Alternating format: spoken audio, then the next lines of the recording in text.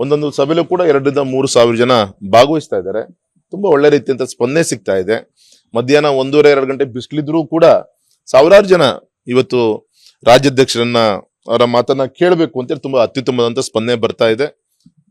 ಶಿಕಾರಿಪುರ ಹೋದ ಬಾರಿಯ ಒಂದು ಅಂತರವನ್ನ ಈ ಬಾರಿ ಮತದಾರರು ಅದನ್ನ ದಾಖಲೆಯನ್ನ ಮೀರಿ 1 ಲಕ್ಷಕ್ಕಿಂತ ಹೆಚ್ಚಿನ ಒಂದು ಮತವನ್ನ ಕೊಡಿಸುವಂತ ದಿಕ್ಕಿನಲ್ಲಿ ಎಲ್ಲಾ ರೀತಿಯಂತ ಪ್ರಯತ್ನಗಳು ಮಾಡ್ತಾ ಇದ್ದಾರೆ.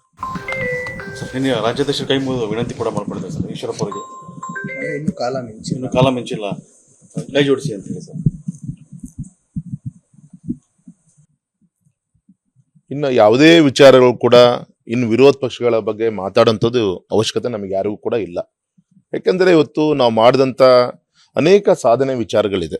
ಹಾಗೆ ಆ ಥರದಕ್ಕೆ ಒತ್ತನ್ನು ಕೊಟ್ಟು ಚುನಾವಣಾ ಪ್ರಚಾರದಲ್ಲಿ ಪಾಲ್ಗೊಳ್ಳುವಂತ ಪ್ರಯತ್ನವನ್ನ ನಮ್ಮ ಪಕ್ಷ ನಾವೆಲ್ಲರೂ ಕೂಡ ಮಾಡ್ತಾ ಇದ್ವಿ. ಹಾಗಾಗಿ ಉಳಿದಂತಹ ವಿಚಾರಗಳಲ್ಲಿ ತಲೆ ಕೆಡಿಸ್ಕೊಳ್ಳುವಂಥದ್ದು ಯಾವುದು ಕೂಡ ಇಲ್ಲ. ಇವತ್ತು ನಾವಾಗ್ಲಿ ಪಕ್ಷದ ಪ್ರಮುಖರಾಗ್ಲಿ ಮೋದಿಜಿಯವರು ಕೊಟ್ಟಂತ ಸಾಧನೆ, ನಾನು ಮಾಡಿದಂತ ಅಭಿವೃದ್ಧಿ ಕಾರ್ಯಗಳು ಇದೆಲ್ಲದೂ ಕೂಡ ಇಟ್ಕೊಂಡು ಕೆಲಸ ಮಾಡ್ತೀವಿ.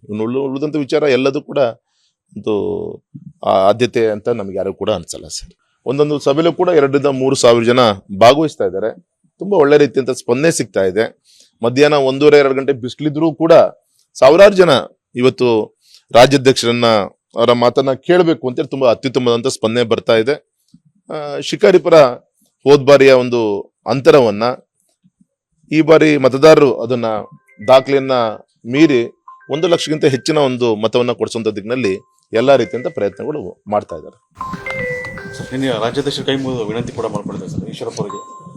ಇನ್ನು ಕಾಲ ಮಿಂಚಿಲ್ಲ ಕೈ ಜೋಡಿಸಿ ಅಂತ ಹೇಳಿ ಸರ್. ಇನ್ನು ಯಾವುದೇ ವಿಚಾರಗಳು ಕೂಡ ಇನ್ನು ವಿರೋಧ ಪಕ್ಷಗಳ ಬಗ್ಗೆ ಮಾತಾಡುವಂಥದ್ದು ಅವಶ್ಯಕತೆ ನಮಗೆ ಯಾರಿಗೂ ಕೂಡ ಇಲ್ಲ. ಯಾಕಂದ್ರೆ ಇವತ್ತು ನಾವು ಮಾಡಿದಂತ ಅನೇಕ ಸಾಧನೆ ವಿಚಾರಗಳಿದೆ.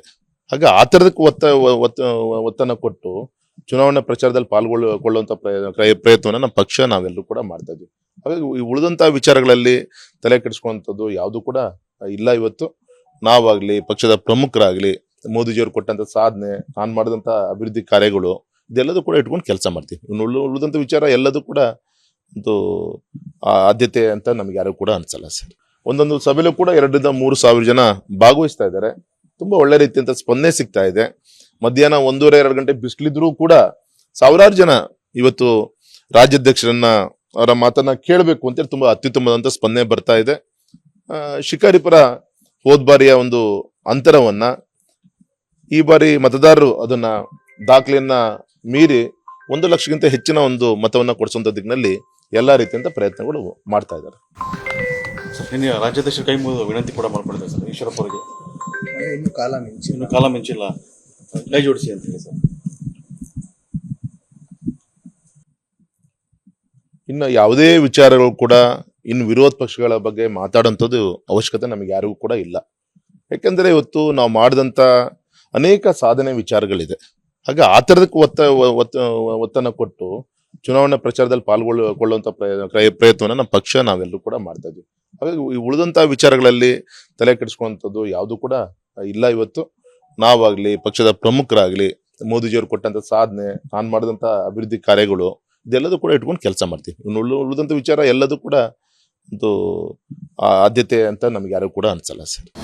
ಅನುಕ್ಷಣದ ಸುದ್ದಿಗಳಿಗಾಗಿ ವಿಸ್ತಾರ ನ್ಯೂಸ್ ಯೂಟ್ಯೂಬ್ ಚಾನೆಲ್ ಸಬ್ಸ್ಕ್ರೈಬ್ ಮಾಡಿ. ಹೊಸ ಸುದ್ದಿಗಳ ನೋಟಿಫಿಕೇಶನ್ಗಾಗಿ ಬೆಲ್ ಐಕಾನ್ ಕ್ಲಿಕ್ ಮಾಡಿ. ಲೇಟೆಸ್ಟ್ ಅಪ್ಡೇಟ್ಸ್ಗಾಗಿ www.vistaranews.com ವೆಬ್ಸೈಟ್ಗೆ ವಿಸಿಟ್ ಮಾಡಿ. ಅಂಗೈಯಲ್ಲೇ ಜಗತ್ತಿನ ಸುದ್ದಿ ತಿಳಿಯಲು ವಿಸ್ತಾರ ನ್ಯೂಸ್ ಕನ್ನಡ ಆಪ್ ಡೌನ್ಲೋಡ್ ಮಾಡಿ.